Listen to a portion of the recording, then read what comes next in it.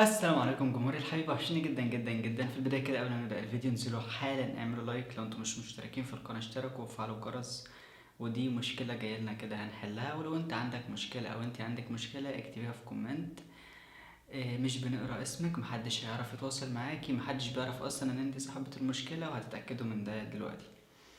بصوا يا اسلام، انا متجوزه من كام سنه عن حب، سنتين قبل الجواز، واتجوزنا وعشت معاها اول سنه جواز حلو جدا. بعد كده اتغير تمام، وبقت عيشته صعبة قوي من كل حاجة، بخيل وخني مرة، وبيستخسر فيا المشاعر والحنية وجبر الخاطر.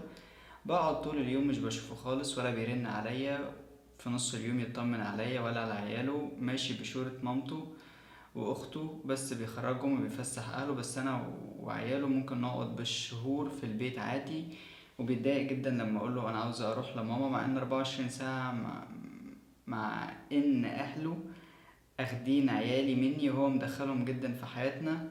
زي مثلا كل عيد هما اللي بيجيبوا العيال الهدوم، وانا مش بعرف عيالي هيلبسوا ايه، وده بأمر منه.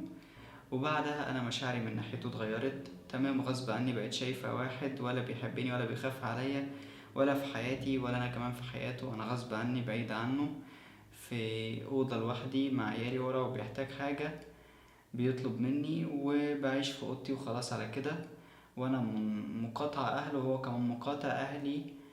للعلم هو بيصرف عليا جنيه، هو مش بيصرف عليا جنيه واحد من ساعة ما اتجوز. انا اهلي اللي بيصرفوا عليا، وساعات كتير قوي برضو ماما واخويا بيصرفوا على عيالي، بيجيبوا لهم اللي هما مش يجيبوه لعيالهم.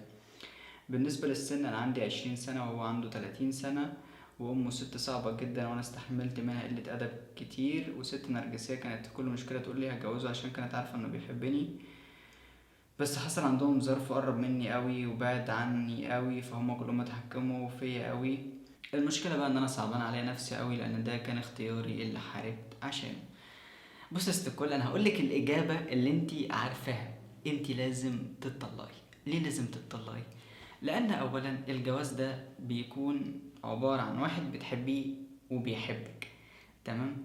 حد بتحبيه وبيحبك، بيسعدك وتسعديه، تفرحيه يفرحك، تهتمي بيه فيهتم بيك ويردلك الاهتمام ازيد، فانت تضطري تردي اهتمامك بيه تخليه ازيد عشان هو يزود في اهتمامه اكتر، تفضلوا تعلوا على بعض في الاهتمام.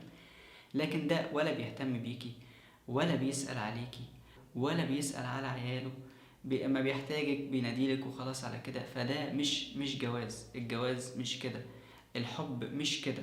الجواز بيكون عبارة عن مسؤولية، واحد هو راجل البيت هو المتحكم في البيت، لكن اللي انت فيه ده هو مش متحكم في البيت. المتحكم في البيت ده أسرته تمام.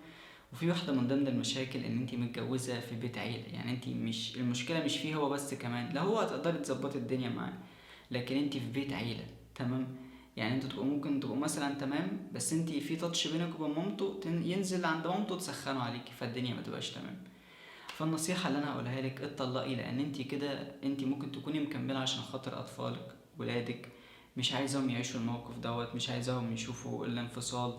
او انت مثلا تكوني قلقانة انك هل هيجيلك حد تاني، مثلا انت عندك طفل او اتنين او تلاتة او خمسة او ايا كان اطفالك هما كام حد تمام. في ناس بتفكر انها لما تنفصل خلاص كده فرصها في الجواز انهارت. هي دي بتبقى حقيقة تمام. العرسانة اللي كانت بتجيلك كويسة الأول قبل ما تتجوزي تمام، مش هتجيلك بعد ما تتجوزي وكمان انت عندك أطفال. بس ربنا كريم تمام، هيجيلك اللي يستهلك اللي شبهك تمام. فنصيحتي ليكي اتطلقي، لأن اللي انت عايشاه ده مش حياة. انت كده عايشة عشان ولادك، وبتظلمي معاكي ولادك. انت بتقولي هو بخيل عليكي وعلى ولادك، فلا، دي مش حياة، ده مش جواز. ده عبارة عن واحدة موجودة في البيت بتعمل المطلوب منها وخلاص.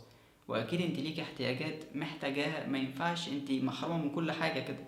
فالصح هنا ان انت تتطلقي، وهفضل اقولها لك تتطلقي بس ده بصراحة اللي انا شايفه. لو حد من اهلي موجود في نفس المشكلة بتاعتك دي، انا كنت هخليه ينفصل. ده اللي انا شايفه بصراحة. فاتمنى ان انت تاخدي قرار تكوني قده، تقعدي تفكري مع نفسك مرة واتنين وتلاتة، وان شاء الله ترسي على قرار من اللي انا قلته ده، لان مش شايف ان ده حياة ترضي حد يعني.